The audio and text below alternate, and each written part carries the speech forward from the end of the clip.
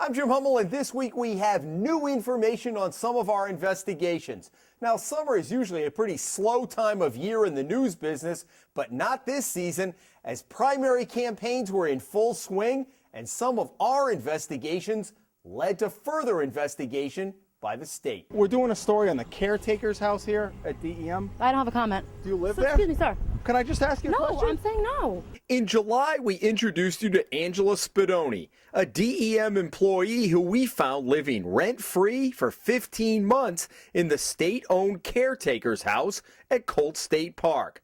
The taxpayers also picking up the cost of her utilities. Her uncle oversees the park. Spadoni didn't want to talk to us, but DEM Director Michael Sullivan had plenty to say. Any deviation from an acceptable practice is going to be met with the wrath of Khan.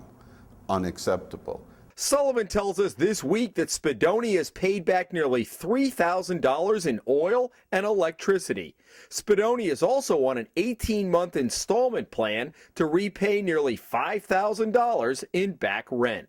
The director also says 5 managers who had some involvement in the situation face varying degrees of disciplinary action. Sullivan said he is prohibited from discussing specifics, but the Hummel report has learned one of those disciplined is Spadoni's uncle, Bob Paquette, the agency's Parks and Recreation Director. In June, we told you about a laid-off manufacturing executive working full-time at a computer repair shop, all the while collecting unemployment benefits from the state. We paid David Arruda a visit at his shop, DA Computer, as he was arriving for work one day, sporting DA Comp vanity plates on his car. No, we were just curious about that you have the business, but you're still continuing to collect unemployment. Well, this is not my business. Whose is it? It belongs to my wife, actually. Okay. Yeah. She work here? Well, no. Does she work here? No, she doesn't. No, but it's her business. Arruda, who had been collecting the maximum $546 a week, told us he didn't take a salary. The Hummel report has learned that shortly after our story ran, Arruda stopped collecting. Last fall, we told you about a Connecticut man who plowed into a van full of college students while driving drunk, killing one of them. Now, 15 months after that accident happened, he and the victims' families learn his fate. Dan Musser had just left Mohegan Sun Casino when the accident happened, killing Liz Durante, a 20-year-old pre-med major at Connecticut College, on her way to a missions trip to Uganda. Jessica Gordon of Barrington was in the van that night and talked about the profound effect the accident has had on her. The accident forced Connecticut's governor to drop a proposal that would have allowed alcohol to be served around the clock at the state's casinos. In late June, Musser received a prison sentence of just over 6 years, one of the stiffest drunk driving sentences in recent memory. This summer was particularly busy on the political front as dozens of candidates in the primary fanned out across the state.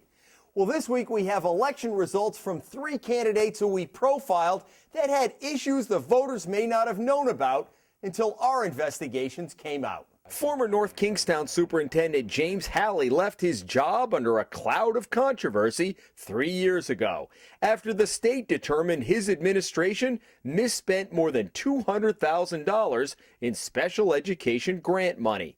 Halley left with a $167,000 buyout from the town's taxpayers. Halley raised a few eyebrows when he announced in June he was running as a Republican for the District 31 House seat, currently held by Ken Carter.